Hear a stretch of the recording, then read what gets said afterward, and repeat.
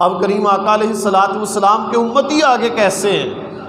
انہوں نے کوئی بھی دلیل طلب نہیں کی کہ ہمیں اس غیب کے بارے میں، اللہ کے بارے میں کوئی دلیل عطا فرمائیے، بلکہ کہا سرکار آپ نے کہا ہے تو ہم نے مان لیا، سرکار آپ نے دیکھا ہے اور دیکھ کر ہمیں بتایا ہے، ہم ایمان لے آئے۔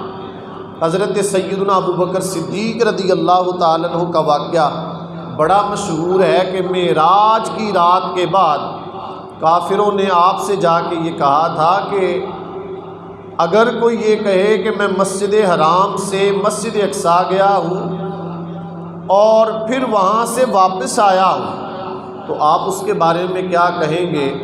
جناب سیدنا صدیق اکبر رضی اللہ تعالی عنہ آپ نے ارشاد فرمایا تھا کہ مجھے یہ بتائیے کس نے کہا ہے؟ کہا اگر آپ یہ پوچھتے ہیں کہ یہ کس نے کہا تو پھر سنیے، یہ آپ کے پیارے نبی نے کہا ہے۔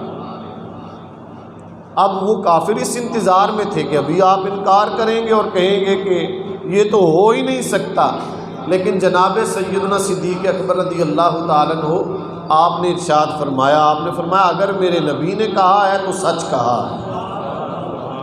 اب سارے کافر بول کر کہنے لگے کہ آپ جیسا زیرک انسان، آپ جیسا عقل مند انسان، آپ جیسا وہ بندہ کہ جو ہمارے گھروں کے فیصلے کرے۔ جناب صدیق اکبر رضی اللہ تعالیٰ عنہ اگر کسی برادری کا، کسی کنبے کا، کسی خاندان کا کوئی قتل ہو جایا کرتا تھا تو آپ سے فیصلہ کروایا کرتے تھے، اس قدر اللہ نے آپ کو شان دی تھی۔ تو کہا کہ آپ جیسا زیرک انسان یہ کہے کہ جی میں نے جو سرکار نے کہا ہے سچ کہا ہے، یہ تو ہمیں سمجھ میں نہیں آتا۔ آپ نے فرمایا یہ تو وہ بات ہے کہ جو سمجھ میں آ بھی سکتی ہے، لیکن خالق کائنات کے بارے میں نے تو اللہ کو بھی بغیر دیکھے ہوئے اپنے نبی کے کہنے پر مانا ہوا ہے۔ سب سے اعلیٰ وہ اعلیٰ ہمارا نبی، سب سے بالا وہ اعلیٰ ہمارا نبی، اپنے مولا کا پیارا ہمارا نبی، دونوں عالم کا دولہا ہمارا نبی، خلق سے اولیاء، اولیاء سے رسول اور رسولوں سے اعلیٰ ہمارا نبی، ملک کونین میں انبیاء تاجدار، تاجداروں کا آقا ہمارا نبی، کون دیتا ہے دینے کو منہ چاہیے، دینے والا ہے سچا ہمارا نبی، غم زدوں کو رضا مجدہ دیجئے کہ ہے بے کسوں کا سہارا ہمارا نبی۔ اب یہ غیب ہے خالق کائنات کا کہ خالق کائنات کو کسی نے نہیں دیکھا، لیکن ایمان والوں کی نشانی یہ ہے کہ وہ ایمان لاتے ہیں کہ ہم اس غیب پر ایمان لائیں۔ اب پھر انسان کا دوسرا جو مرحلہ آتا ہے وہ ہے کہ مرنے کے بعد سوال و جواب کا ہونا۔ ہم نے دیکھا نہیں کہ کسی سے سوال و جواب ہوئے ہو، کسی نے نہیں دیکھا، کوئی بھی کھڑا ہو کر اس بات کا اعلان نہیں کر سکتا کہ میں نے دیکھا ہے مردے سے کیسے سوال ہوا تھا، بندہ ہم دفن کر کے آئے تھے تو اس کو کیسے اٹھایا گیا تھا، ہم نے دیکھا ہے کہ جی وہ وہاں پر اسے اٹھایا گیا تھا، یوں بات ہوئی تھی، کوئی بھی اس بات کا اعلان نہیں کر سکتا۔ اب یہ غیب چیز ہے۔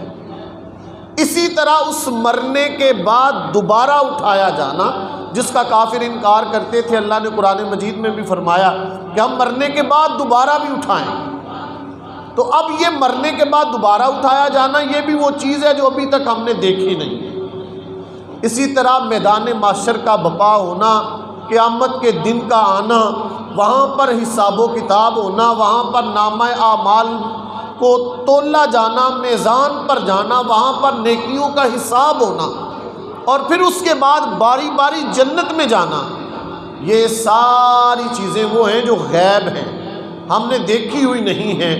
لیکن ایمان والوں کی نشانی یہ ہے کہ قبر میں سوال و جواب کے بارے میں مصطفیٰ کریم نے فرما دیا، ہم نے کہا ہم ایمان لائے۔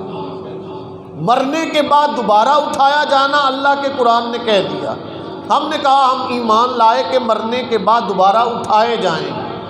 قیامت کے بارے میں میرے مصطفیٰ کریم علیہ الصلوۃ والسلام نے چیزیں کھول کھول کر بیان کر دی کہ میدان محشر کیسے بپا ہوگا، وہاں پر لوگ کیسے آئیں گے، وہاں پر اللہ کا جلال کتنا ہوگا، وہاں پر تمہارے نبی کی شان کیسی ہوگی۔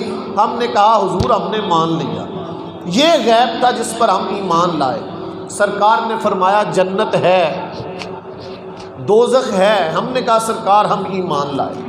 کریم آقا علیہ الصلوۃ والسلام نے ہمیں بتا دیا تو ہم ان چیزوں پر ایمان لے کے آئے، وگرنہ کسے کیا خبر تھی کہ میدان محشر میں کیا ہوگا۔ سرکار نے ہمیں بتایا کہ وہاں میدان محشر میں اللہ جلال میں ہوگا، اللہ رب العزت کے سامنے کسی کی مجال نہیں ہوگی کوئی آ کے بات کر سکے، لیکن سوائے ایک ہستی کے وہ میرے نبی ہیں۔ اللہ رب العزت جلال میں ہوگا، اس وقت مخلوق کا عالم کیا ہوگا؟ بڑی مشہور و معروف حدیث پاک ہے، سارے حضرت سیدنا آدم علیہ السلام کے پاس جائیں گے اور جا کے کہیں گے آپ ابو البشر ہیں، سب سے پہلے آپ کی تخلیق کی گئی، آپ اس دنیا میں انسانیت کے باپ ہیں، ذرا مہربانی فرمائیے اللہ سے سفارش کیجیے۔ آپ فرمائیں گے کسی اور کے پاس جاؤ، اذهبوا الی غیری، کسی دوسرے کے پاس جاؤ۔ چلتے چلتے پھر حضرت نوح علیہ السلام کے پاس، حضرت موسیٰ کے پاس، حضرت شیش کے پاس، حضرت عیسیٰ کے پاس مخلوق جائے گی۔ سارے نبی یہی کہیں گے کسی اور کے پاس جاؤ، اذهبوا الی غیری، کسی اور کے پاس جاؤ، کسی اور کے پاس جاؤ، کسی اور کے پاس جاؤ۔ وہاں کسی کی ہمت اور کسی کا وہ معاملہ نہ ہوگا کہ کوئی اللہ سے کہہ سکے مالک ان کو چھوڑ دے، مالک انہیں معاف کر دے، لیکن ادھر جا کر بات کریں گے ساری مخلوق کہ ہماری سفارش کریں۔ کہا جائے گا اذهبوا الی غیری، وہاں ذرا تصور میں لائیے وہ منظر کیسے ہوگا۔ حضرت عیسیٰ علیہ السلام کہیں گے سارے نبیوں کے در سے ہو کے آئے ہو، آؤ تمہیں ایک ایسا در بتاتا ہوں جہاں سے منگتا خالی نہیں لوٹتا، جہاں سے منگتا خالی نہیں لوٹتا، جہاں سے منگتے کو خیرات ضرور ملتی ہے، جہاں پر منگتے کی خالی جھولیوں کو بھر دیا جاتا ہے، جہاں پر منگتے پر کرم کیا جاتا ہے۔ جب کرم ہوتا ہے تو وہ مانگنے والا نہیں رہتا، بلکہ وہ بھی سخی بن جاتا ہے۔ لوگ کہیں گے وہ در کون سا در ہے جہاں پر اتنی خاصیتیں ہوں، جہاں پر مانگنے پر مل جائے، جہاں پر ہمیں کسی اور کے پاس نہ بھیجا جائے۔ تو حضرت عیسیٰ علیہ السلام کہیں گے وہ در محمد ہے صلی اللہ تعالی علیہ وسلم، جاؤ وہاں پر چلے جاؤ، وہاں پر تمہاری سنوائی ہوگی۔ اب جب کسی نے یقین دلایا ہو کہ یہاں پر بات سنی جائے گی تو ساری مخلوق اس طرف دوڑے گی۔ میرے کریم آقا علیہ الصلوۃ والسلام آپ مخلوق کی بات سنیں گے اور سرکار فرمائیں گے انا لہا، آ جاؤ میں گناہ گاروں کے لیے ہوں۔